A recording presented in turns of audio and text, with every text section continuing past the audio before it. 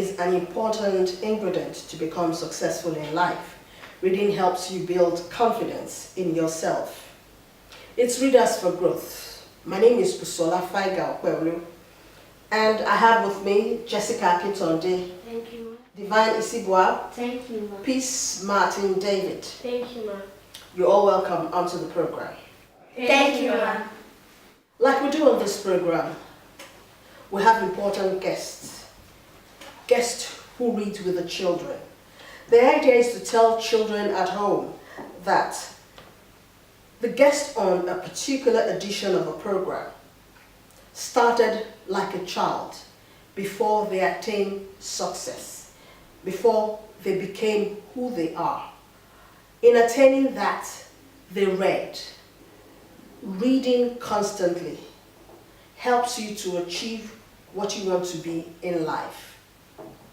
Please welcome Senator Foster Ogola onto the program. We'll be right back, don't go away.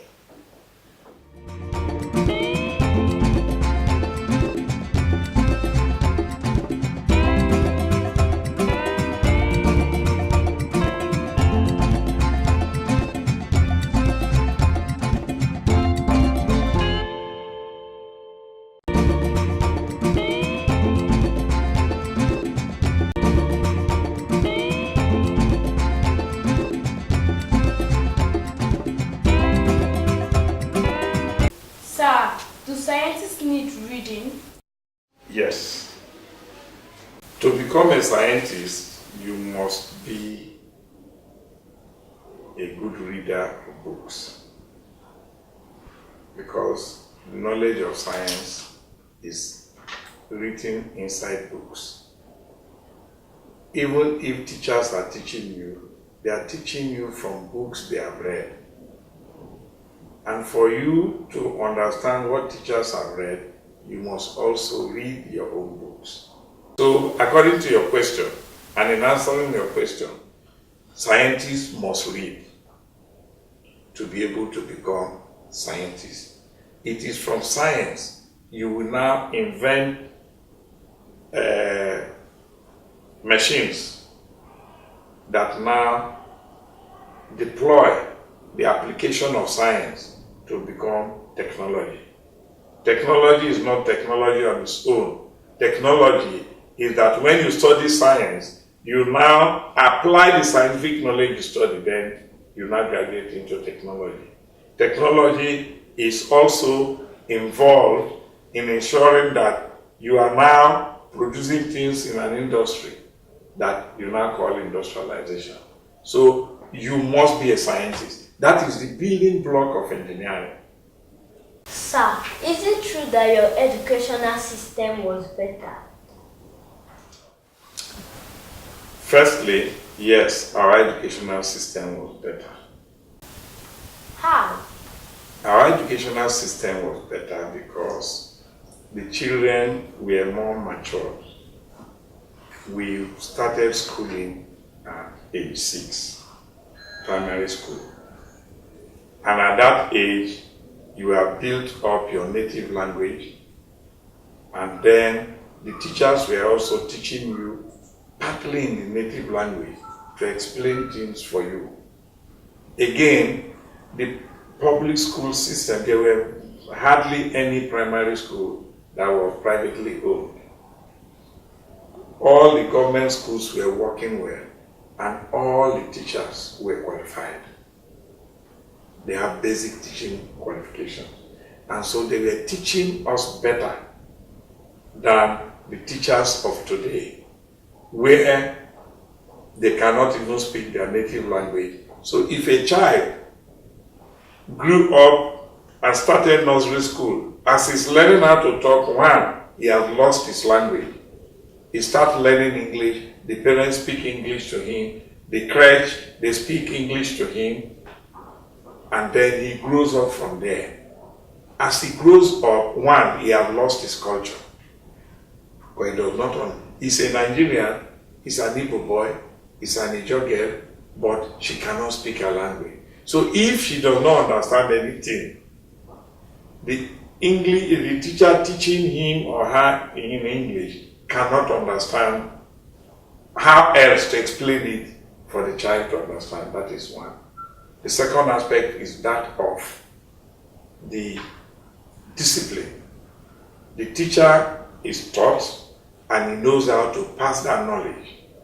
Most of the teachers today are not professionals.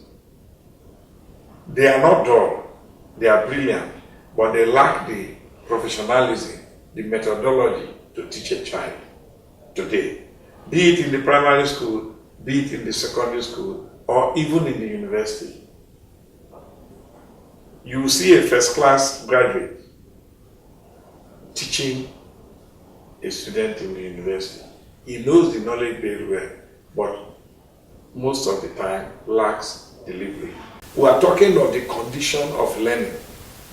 In our time, it was better. In your time, for you to get that quality we're having, your parents must be very rich, where you pay hundreds of thousands per term. Whereas in our time, the highest I paid in primary school in Onitsha was £4, 4 shillings, £4, 11 shillings. Again, today's education is secular based. That is the danger for Nigeria. It is not based on any religion, whether it is Christian or Muslim. In my time, missionaries were educating people. And they were not charging so much money. But you have the life discipline, moral discipline, not to do evil, not to commit sin. But today, in many schools, you cannot even pray before you start the day. You cannot even mention a religion. And so, the class of children we are getting today out of school are not so disciplined. These are the areas that make me to say that the education of our time was better because the government was fully involved and funding education. Sir, what can be done to improve your educational system? Thank you for your question. So many things can be done.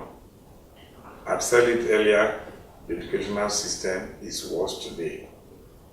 One of the tests of an educational system's resilience is the ability to produce a product, a child at any level that becomes employable and have the full knowledge of what he has been taught. Today you have a lot of people who cannot be employed because what they are coming out with is not in agreement with the labor market. The purpose of going to school is to have education that can make you to qualify for employment, and then 2, for you to be able to employ yourself and employ others. So if the educational goal is not any of these 2, then something is wrong. That's why today you have secondary school holders, certificate holders, first degree, bachelor degree holders, and then master's degree and PhD. They are looking for work. That means the schools are not teaching what the society or the environment needs. Now, if your system of education is good, it means even if there is no employment in your village, if you go to another village, another country, the qualification you have will make you to become employable. That is what education should be. What do you need to do for education to now have an improved standard? One of it is that the government should change the curriculum. In the developed countries, like Western Europe, Britain, France, just to mention a few, Germany, the educational system is designed according to the age of the child. By that age, we are talking of the generation. We are now in the digital age. And so the education is tailored. So by the time you now go to an industry, you'll be able to operate machines because all the production machines are now robotic. They respond to your stimuli of touch. In those days, it was you must turn the electric generator before it can come on. These days, you just press a button, it comes up. Your knowledge of education must have those basics. 2, civic education. The curriculum must be changed. Again, our standard of education that we bring out from the universities are not in agreement with society. That is why you have a lot of people who have finished university, attained university education, but cannot be employed. Again, there is no entrepreneurial skill, that is skill of doing business, that will enable you who studied history to now convert that history to a knowledge of history to a business, and then use that to be able to improve on what you can earn for yourself, even if government or companies cannot give you the employment that you need. Now, in many other countries, where you call it America, Finland, Norway, Singapore, the educational system is developed to make you to be in the service industry, where you read up to the point you are a professional, and so you are giving service. It benefits to read. You grow higher when you read, and you gain wisdom when you read. Readers who read to improve themselves, who read to educate themselves, and who read for success rule the world. For you to grow and become a senator, you must learn how to read.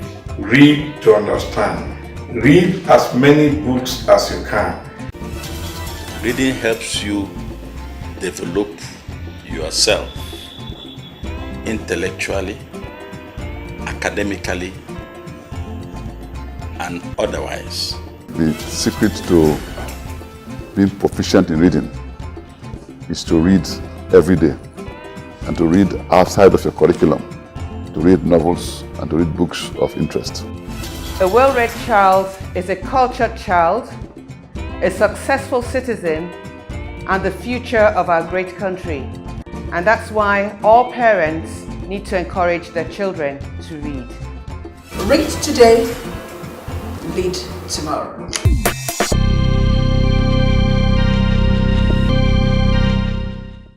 The story book we're about to read today is titled City Boy. And the author of the book is Olajire Olanlokun. This book has 19 chapters, but we'll read just chapter 2. I will read, but you have to listen and then understand. You follow me as I read. The weather was still dull the following day, but by evening it had brightened up. The moon came out again like an excited groom, eager to meet his bride. Ajike was the first to take her seat under the tree. Soon, some children joined her. Abiodun found that about 5 children were there already.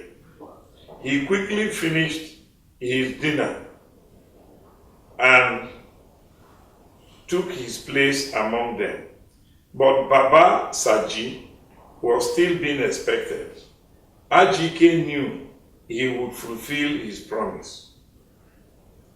Has Baba Saji forgotten his promise to us? Bimbo whispered into Auntie Ajike's ears. No, he will be here soon, Ajike assured the children. Shortly, Baba Saji walked into the midst of the children. He was given an enthusiastic welcome.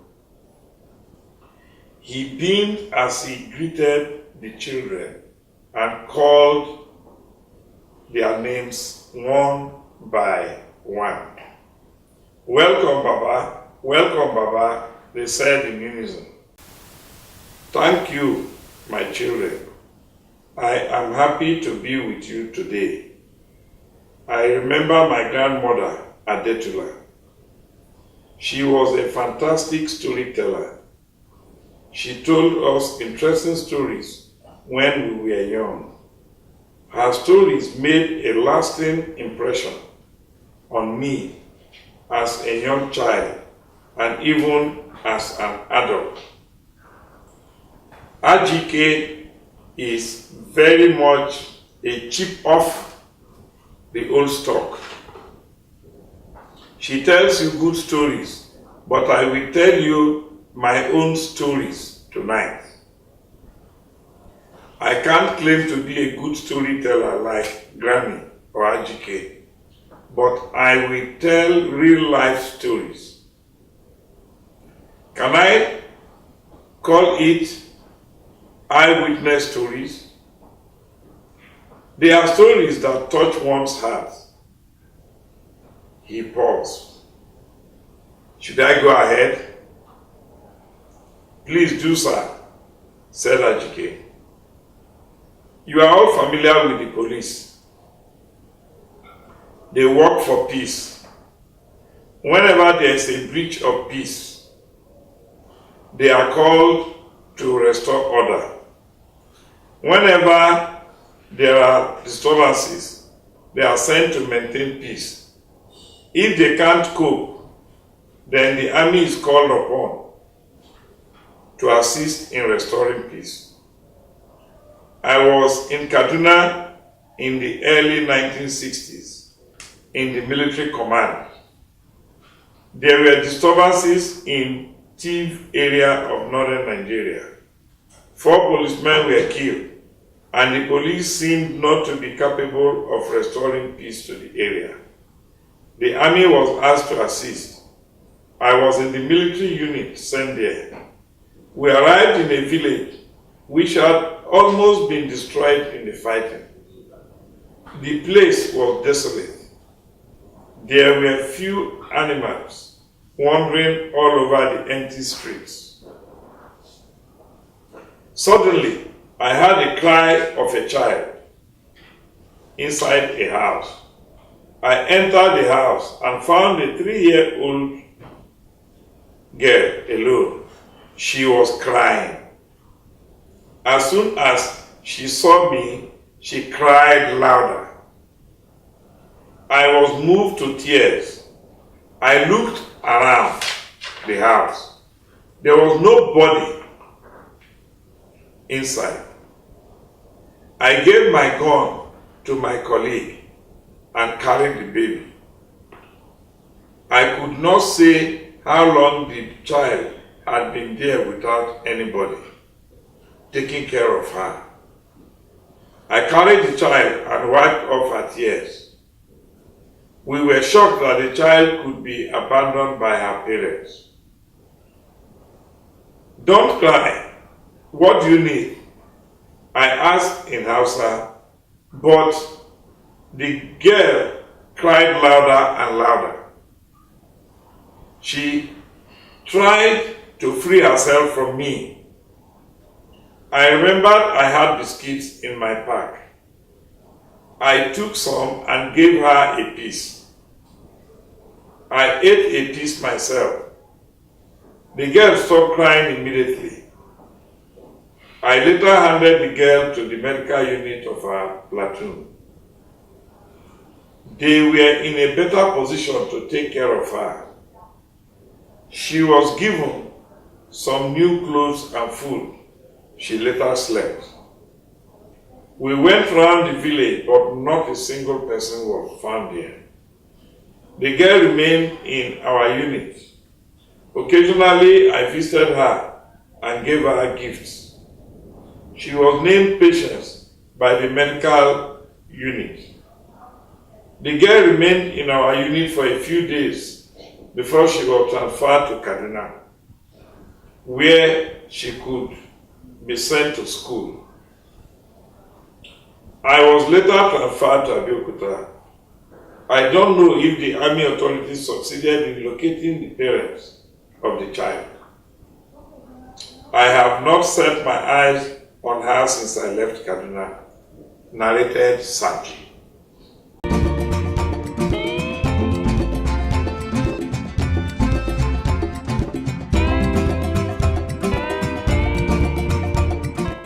The next story is about the war itself.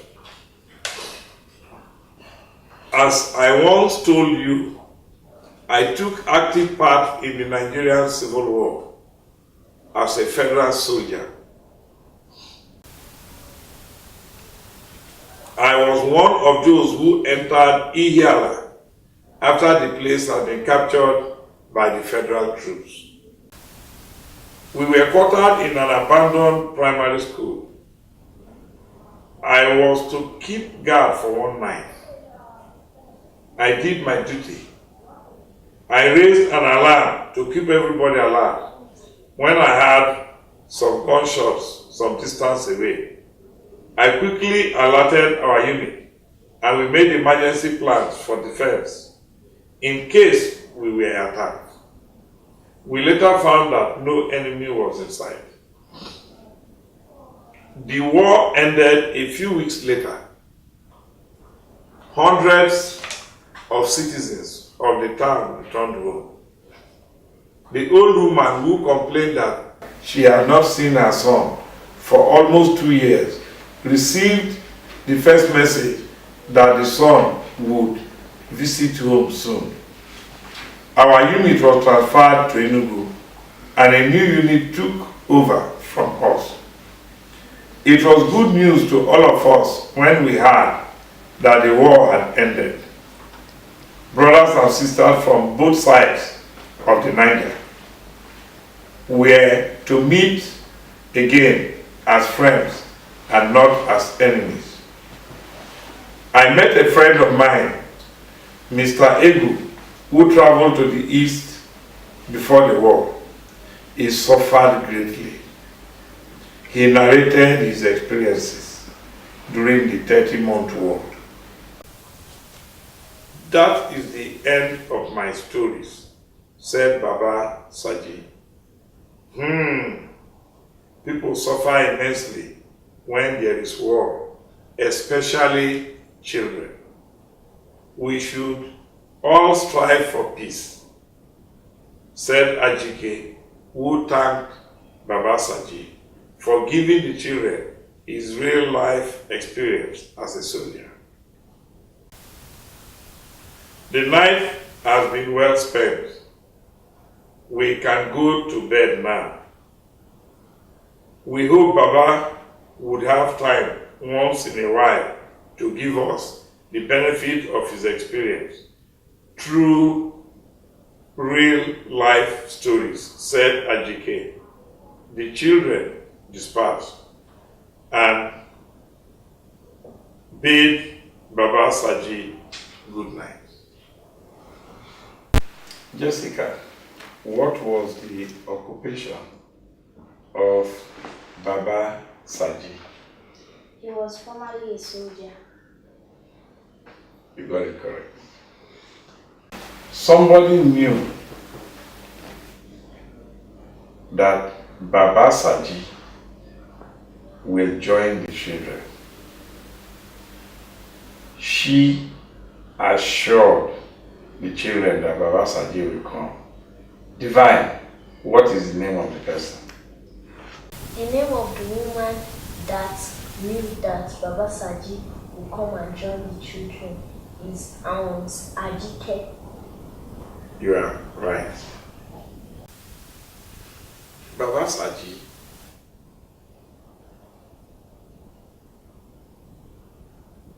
took active part in a war.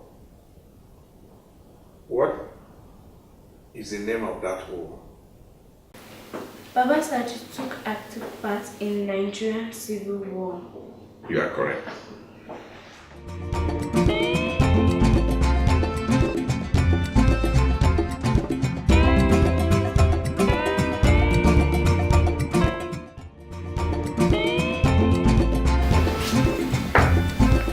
Sir, on behalf of the children of Readers for Growth, we present you this. Thank you very much.